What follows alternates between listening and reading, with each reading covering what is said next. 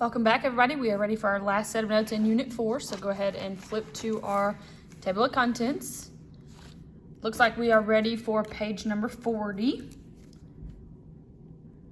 So we're on page 40, and the topic for today is graphing and key features. So graphing and key features. So we're going to graph some exponential functions and then talk about the key features of them. So once you have that written down, you will need to take the set of notes, it's just a full sheet of paper, and tape it down onto page 40. So go ahead and get that done for me now and then push play when you're done. Okay, now that your notes are taped in, we are going to go ahead and start with these notes. We are graphing exponential functions and then we're going to identify the key features. So here's our graph for the actual graphing part. So we're going to do that. I will show you how to do it with a calculator. It makes your life a heck of a lot easier. After we get the graph done, then we're going to go over here and answer these 4 key features. So exponential functions have fewer key features to talk about. Y-intercept we've talked about before. Asymptote, this one's the new one, so I'll explain what it is once we get there. And then domain and range. We've been dealing with domain and range for a while now. So we're going to start with graphing it. You will need a calculator. So if you do not have one, you need to pause this video now and go get one. But I have mine ready to go, so I'm going to go ahead and start.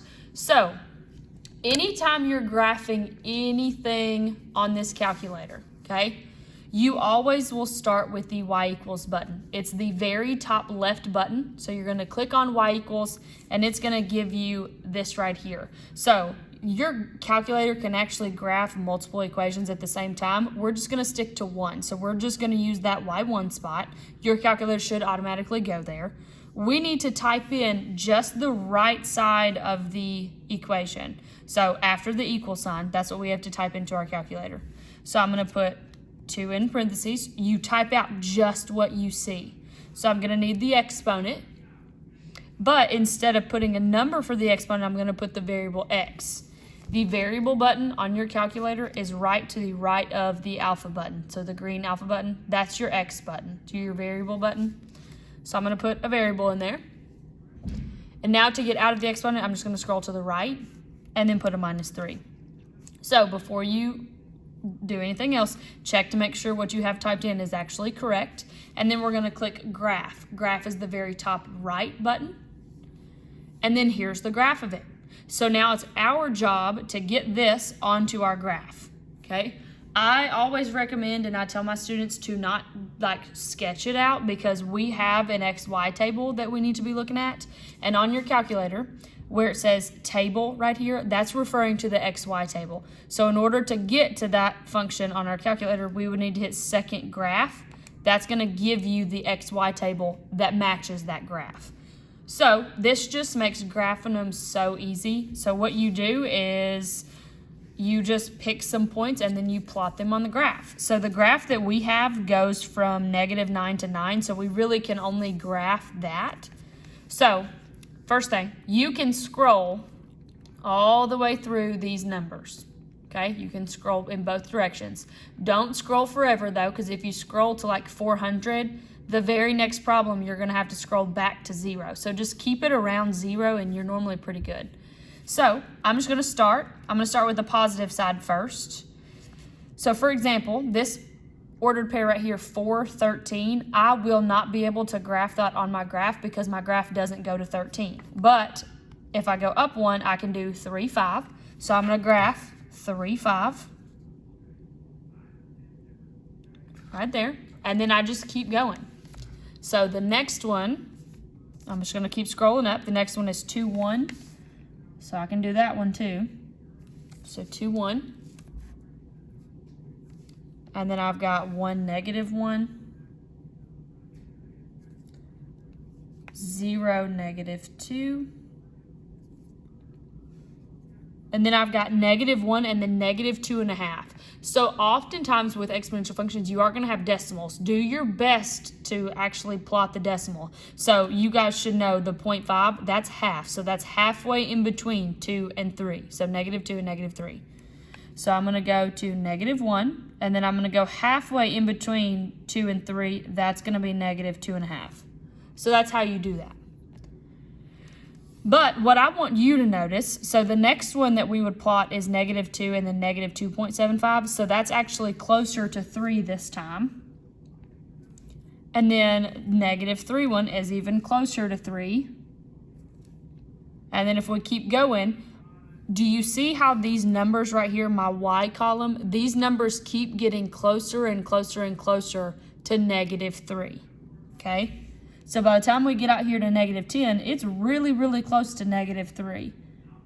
So I'm just gonna put some more points that show I'm getting really, really close to -3. Once you have enough points where you can actually see the curve of your graph, then you can draw the actual curve. So if you want to, you can go back to your graph to check and make sure that we have something similar to this. This little flat line right here kind of bottomed out at 3, so we did get that part right. So now all you have to do is sketch that curve. So I'm going to start right here. So I'm going to draw, I just drew the little flat line like it showed in my calculator. These lines are continuous, so we do need arrows. And then there's the other side. Darken it up a little bit. Okay, so there is my graph, and it looks very similar to my calculator. So as long as it looks similar to your calculator screen, you're good to go. That's the quickest and best way to graph an exponential function, is to just utilize your calculator. Remember, you're always going to have your calculator with exponential functions, so just utilize your calculator, okay? All right, so now let's go over here and look at our key features. The first question we have to ask is this function an exponential growth or exponential decay? So you can look at this as one of two ways. You can look at the equation. Remember, the number inside the parentheses is always your growth factor, so that's how you tell. If it's a number bigger than 1, it's a growth. If it's a number less than 1, it's a decay. Or you can look at our actual graph. Remember, on a graph, we move from left to right, so we have to pay attention to what the graph is actually doing. Is the graph growing to the top, or is it decay? Decay is this one, okay? So it's going to be, this one is a growth. I'm more of an equation type, so if I look at this equation, that's a 2, so I know it's going to be a growth, okay? My y-intercept is down here at -2. So the point of my y-intercept is 0, -2. That's where it crosses. All you had to do right then was just look at it. The next one is called the asymptote. Now, I know that's a weird word. It's spelled funky, so people don't know how to pronounce it, but the P is silent, okay? So it's asymptote. So I want to make a little note about what this is, and then we'll go back and actually grab it, okay? So the asymptote is the number, the line gets close to, but never touches.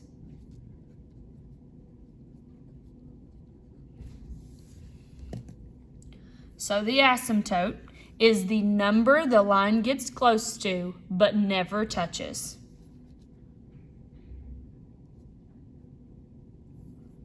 So the number the line gets close to but never touches. So when we look back at our graph, it's where the flat line happens. It's where the graph kind of bottoms out and just like is a flat line. So if we count our graph right here, it's -1, -2, -3. It happens right here at -3. So I want you to take a highlighter. If you don't have one, just pause it and go grab one real quick. But once you get your highlighter, I want you to highlight what the where the asymptote actually is. This line right here, that pink dotted line that I just drew, it shows that the graph is getting closer and closer and closer to this line, but it actually never touches this line, okay? The other way that you can tell what it actually is to go back to the table. So the table shows us that these numbers right here are getting closer and closer and closer to the -3.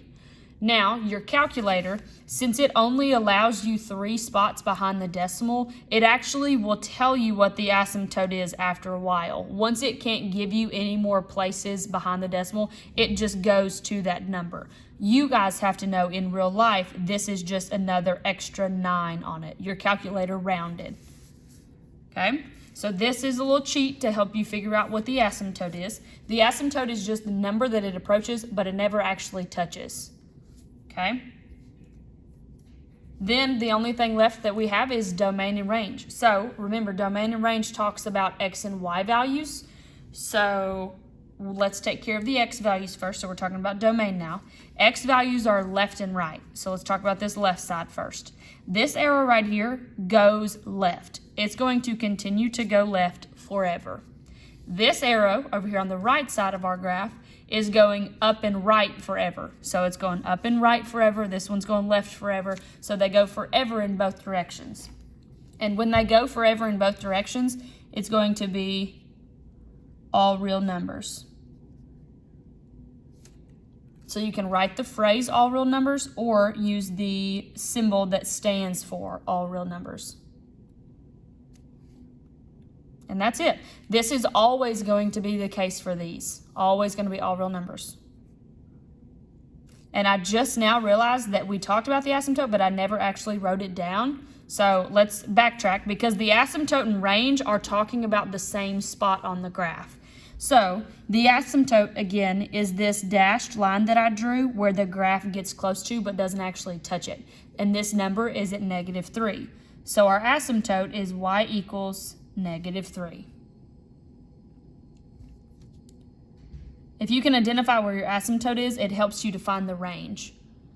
Now, range values are y values, so now we're looking up and down. This graph does not go forever down because there's actually nothing underneath that dashed line that I drew. So the dashed line is where it kind of starts, and then we're going to use everything above it. So for this specific graph, we have y is something, -3, because -3 was the asymptote. That's where it starts. Now, all I have to do is figure out, is it going to be greater than or less than? And because this graph is above that line, above this pink line that I drew, it's going to be a greater than. Now, let me talk to you about why we cannot put the or equal to bar, because with absolute value, the equal to bar was there. This one, is this graph actually going to touch -3? No. The answer is no, because that's the whole idea of the asymptote. The asymptote is the number gets close to but doesn't actually touch it. So here is the correct range. So these numbers right here are always going to match. Your range value and your asymptote number are going to be the same. This inequality is the one that might flip around every now and then. Okay? And there you go. That's it. So what I want to do is I want to walk you through let me see. Yeah, we'll do number 2. So just slide your paper down and we'll talk about number 2 real quick. So number 2, same situation. We are just graphing this and then we're going to address the key features. So the very first thing I want you to do is actually graph it. So you will need your calculator again. So get your calculator back. When we graph stuff on our calculator, you always start with y equals, so we're going to click on that very top left button. I went ahead and cleared it out, but if you have stuff typed in there, all you do is click clear and it clears the whole thing out for you. And then you need to type in exactly what we see right here. So I'm going to have a 3, and then in parentheses, this is a fraction, but please remember a fraction is just division, so we can type in 1 divided by 2, the same thing. Got to get my exponent, so I'm going to have a variable of x up there. Make sure you slide to the right, so you're going to hit this right button to get out of the exponent, and then put your -1. Don't forget your -1. A lot of kids forget that, and they end up getting it wrong. Then we need to check to make sure we have it typed in correctly, and then just hit graph. And your calculator will go and graph it for you. So look, there's the asymptote again. That's where it bottomed out and it flatlined. And it looks like that's going to be around -1. So just by looking at the graph, we can estimate it to be at -1, but we're going to use our actual XY table to check it. So this is the graph. we need to go to your XY table, which remember is in blue. So we got to hit second graph to get there. And my calculator actually stopped where I was last time because I had scrolled all the way to -15. So remember, wherever you stop, that's where your calculator is going to pick you back up. Obviously, I cannot graph these numbers, so I'm going to have to scroll back down until I can find some numbers that I actually can graph. And here they are.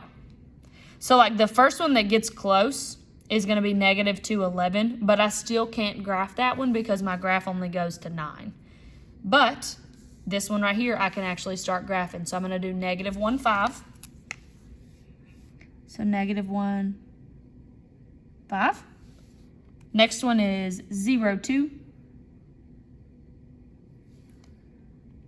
Then I've got 1. Oh, look, there's the decimal. 1 and then 0.5. So that's just halfway in between 0 and 1. So I've got 1 and then 0.5. So just halfway. And then there's another decimal. So that's -0.25. So that's 1/4. That's just a little bit away from 0. So that's going to be 2. It's going to be like right here. And then I just keep scrolling down. That's a little bit past halfway for that one. So look, the trick that I like to do is once I realize what my asymptote actually is, so this one, if I do my little cheat and I keep growing to figure out what it is, it's going to be -1. Okay? But instead of graphing all these decimals, since I know it's getting closer and closer to -1, a lot of times I'll just draw me some points that are really close to -1 but don't actually cross it. Okay? So once you get enough points, you need to draw your smooth curve. So it needs to be a smooth curve. Do your best. And it like flat lines here at the asymptote, so make sure that we don't actually cross that number.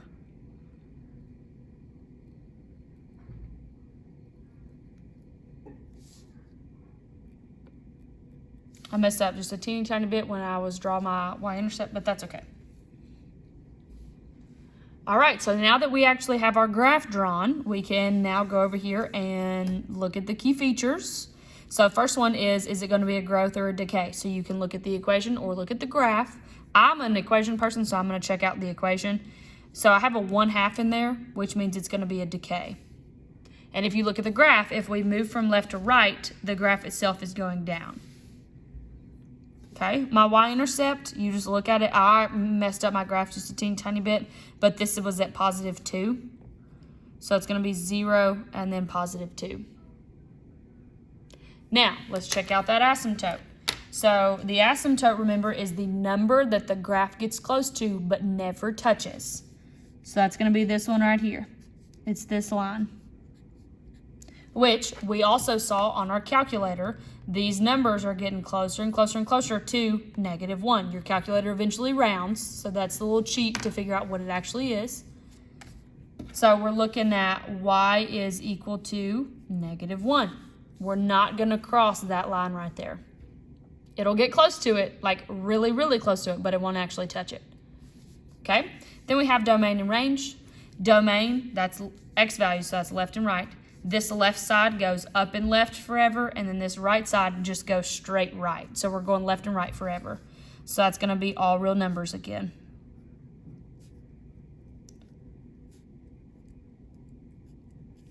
So there we go. Remember, you can either write one or the other, or you can write both. I'm okay with whatever.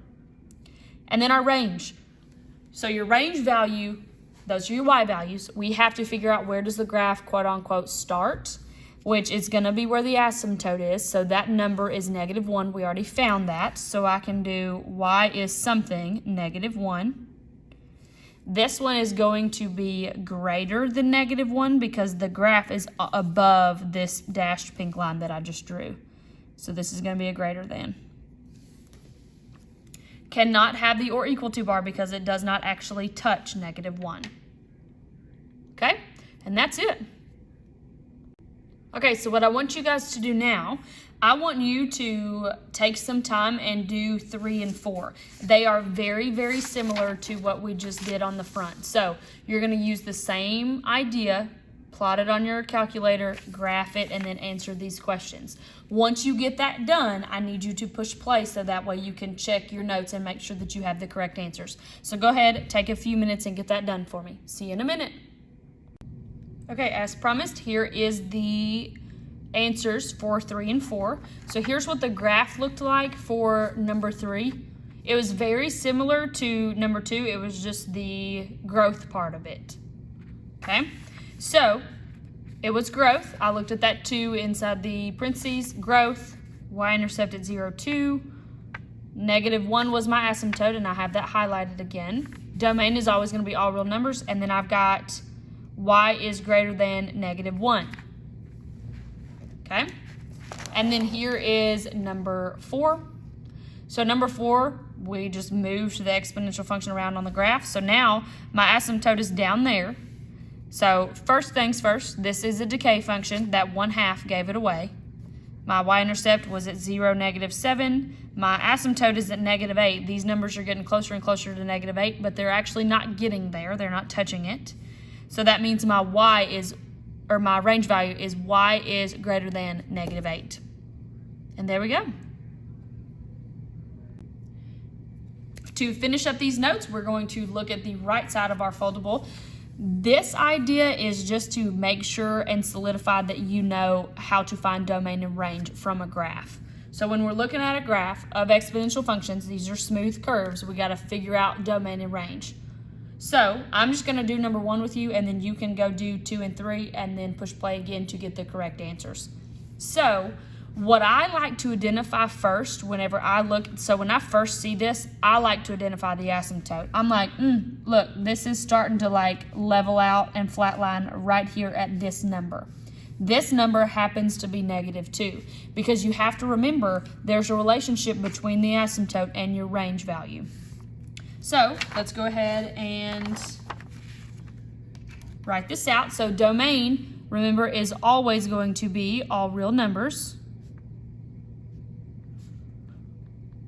which you can use the symbol for all real numbers. I do not care. Now my range value here, this right here is at -2. So I'm going to have y is something, -2. And now I have to decide, is it greater than that or is it less than that? Okay, so this one is greater than because it's above that line that I drew. So it's going to be a greater than -2. Okay, before I let you go to do these two, this one right here is upside down. So this one's going to be, your range is going to be slightly different on this one.